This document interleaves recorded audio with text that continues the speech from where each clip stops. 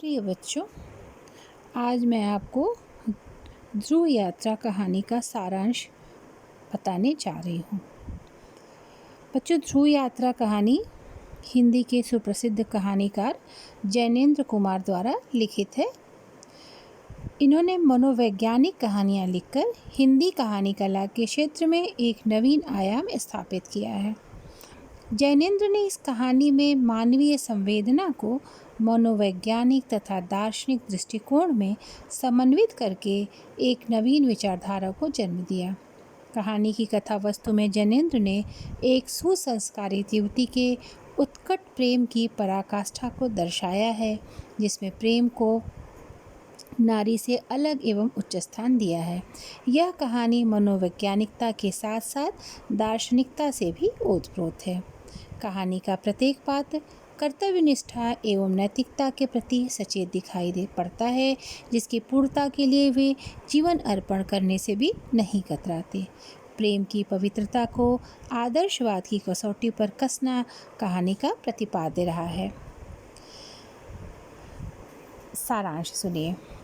राजा रिपुदमन बहादुर उत्तरी ध्रुव को जीतकर यूरोप के नगर नगर से बधाइयाँ लेते हुए हिंदुस्तान आ रहे हैं।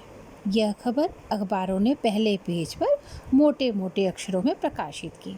इसके बाद प्रतिदिन उनके संदेश, जीवन के उद्देश्य और आगामी कार्यक्रमों के विषय में जोर शोर से अखबारों में छपता रहा। अब वे मुंबई होते हुए दिल्ली आ गए हैं। उनकी प्रेयसी उर्मिला प्रतिदिन उनसे संबंधित खबरें बड़े मन से पढ़कर अपने शिशु के लालन पालन पर अपना ध्यान लगाए हैं। चौथे दिन एक बड़ा मोटा लिफाफा उसे प्राप्त हुआ, जिसमें एक संक्षिप्त खत था। उर्मिला ने उसको भी पढ़कर लिफाफे को मोड़कर उसी प्रकार रख दिया, जिस प्रकार से यह अखबार में उनकी खबर पढ़कर रख देती है। राजा रिपुदमन को स्वयं से शिकायत है कि उन्हें नींद कम आती है और मन काबू में नहीं रहता।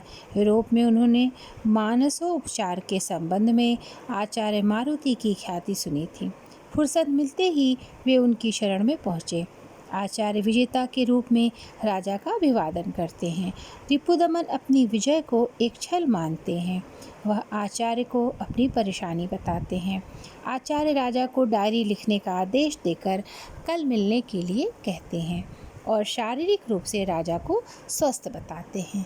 आचार्य उन्हें उनके पिता की चिंता के विषय में बताते हैं कि आप अपने पिता की इच्छा के अनुरूप विवाह कर लें।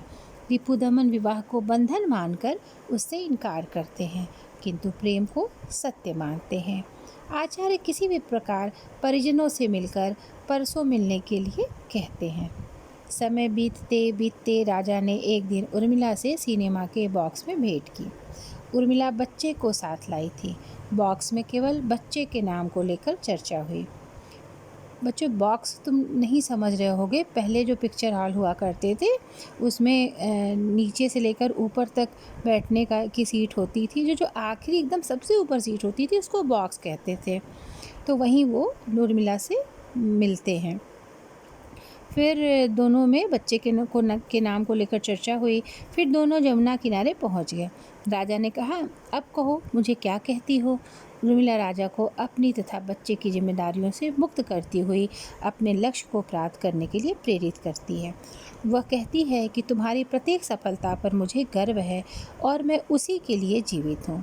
राजा उर्मिला से आचार्य मारुति की विवाह की बात को बताते हैं। वह मारुति को ढोंगी बताती हुई कहती है कि जानती हूँ, वह स्त्री को चूल्हे के और आदमी को हल के लिए पैदा हुआ समझता है। वो महत्व का शत्रु और साधारणता का अनुचर है। उर्मिला सिद्धि के लिए राजा को दक्षिणी ध्रुव जाने के लिए कहती है। राजा, मैं तुम्हें पाने के लिए भेजती हूँ और तुम मुझे पाने के लिए जाते हो। यही तो मिलने की राह है। राजा कहता है, देखो तुम रो रही हो। इस पर उर्मिला कहती है, हाँ, स्त्री रो रही है, प्रेमिका प्रसन्न है। स्त्री की मत सुनना, मैं भी पुरुष की नहीं सुनूंगी। दोनों प्रेम की सुनेंगे। प्रेम जो सिवा किसी की दया को, किसी कुछ को नहीं जानता। निश्चित समयानुसार राजा रिपुदमन डायरी के साथ आचार्य से मिलते हैं। आचार्य उनसे उनके तथा उर्मिला के संबंधों के विषय में पूछते हैं। वे बताते हैं कि उर्मिला की प्रेरणा से ध्रुव यात्रा पर गया। उससे पहले वह विवाह के लिए उद्यत थी। मैं तैयार नहीं था। गर्भ के बाद मैंने विवाहपूर्वक साथ रहने का निश्चय किया, किंतु उसने ध्रुव यात्रा पर जाने का आग्रह किया और मैं चला गया। लौटने पर वह शायद प्रसन्न हुई, लेकिन अब रुकने से अप्रसन्न है। वह कहती है कि जाओ, यात्रा की कहीं समाप्ति नहीं, सिद्धि तक जाओ जो मृत्यु के पार है। आचार्य मारुति रहस्योद्घाटन करते हैं कि वह मेरी अपनी बेटी है। आचार्य राजा से पूछते हैं कि अब क्या कहते हो। राजा कहते हैं, मेरे लिए सब उर्मी से पूछिए। आचार्य राजा से कहते हैं, सुनो रिपुदमन, तुम अच्छे लड़के हो, उर्मी मुझसे बाहर न होगी, पुत्र की व्यवस्था हो जाएगी, तुम लोग विवाह करके यहीं रहोगे। रिपुदमन ने हाथों से मुंह ढककर कहा, मैं कुछ नहीं जानता, उर्मी कहे वही मेरी है। आचार्य के बुलावे पर उर्मिला पिता के पास पहुंचती है। आचार्य उससे कहते हैं कि तुम रिपु के साथ विवाह करके क्यों नहीं रहती। वह अपनी बात पर अडिग रहती है। मुझे पाने के लिए उन्हें जाना होगा, उन्हें पाने के लिए मुझे भेजना होगा। यह आपको कैसे समझाऊं। मारुति अपने अंत समय में पुत्री उर्मिला से कहते हैं कि वह रिपु से विवाह करके उन्हें संतोष दे सकती है। यह कहकर मारुति रोने लगते हैं, किंतु उर्मिला यह कहती हुई उनके पास से चली जाती है, मुझ अभागिन के भाग्य में आज्ञा पालन तक का सुख हाय विधाता क्यों नहीं लिख सका। जाती हूँ, इस हतभागिन को भूल जाइएगा। रिपुदमन उर्मिला से पूछते हैं कि मुझे कब जाना है। उर्मिला उत्तर देती है कि जब हवाई जहाज़ मिल जाए तब चले जाना। राजा उसी समय शटलैंड के लिए पूरा जहाज़ बुक कर देते हैं। जहाज़ परसों जाएगा। परसों जाने की बात सुनकर उर्मिला कहती है, तुम परसों नहीं जाओगे क्योंकि यह तो बहुत जल्दी है। यह कहते कहते उसकी आंखों में आंसू आ जाते हैं। वह रिपु का हाथ पकड़ लेती है। इस पर राजा कहते हैं, मैं स्त्री की बात नहीं सुनूंगा, मुझे प्रेमिका के मंत्र का वरदान है। रिपुदमन के दक्षिणी ध्रुव जाने की खबर से दुनिया के अखबारों में धूम मच गई। लोगों की उत्कंठा का ठिकाना न था। राजा की विभिन्न कोणों से ली गई असंख्य तस्वीरें छपी। उर्मिला अखबार पढ़ती और रख देती, अनंतर शून्य में देखती रह जाती, नहीं तो बच्चे में डूब जाती। आज उसके जाने की अंतिम संध्या है। वह सोच रही है, राष्ट्रपति की ओर से दिया गया भोज हो रहा होगा, सब राष्ट्रदूत होंगे, सब नायक, सब दलपति। तीसरे दिन उर्मिला ने अखबार उठाया। खबर अखबार की सुर्खी है और बॉक्स में खबर है, राजा रिपुदमन सवेरे खून से भरे पाए गए, गोली का कनपट्टी के आर पार निशाना है। खबर छोटी थी, जल्दी पढ़ गई। अखबार में विवरण और विस्तार के साथ दूसरी सूचनाएं थीं। खासकर राष्ट्रपति भोज का पूरा विवरण था, जिसे दुनिया का एक महत्वपूर्ण समारोह कहा गया था। उर्मिला रस की एक बूंद नहीं छोड़ सकी। उसने अक्षर अक्षर सब पढ़ा। उसी दिन अखबारों ने अपने खास अंक में मृत व्यक्ति का तकिए के नीचे से मिला जो पत्र छापा था, वह इस प्रकार था। सबके प्रति बंधुओं, मैं दक्षिणी ध्रुव जा रहा था। सब तैयारियां थी। ध्रुव में मुझे महत्व नहीं, फिर भी मैं जाना चाहता था, कारण इस बार मुझे वापस आना ही नहीं था। ध्रुव के एकांत में मृत्यु सुखकर होती।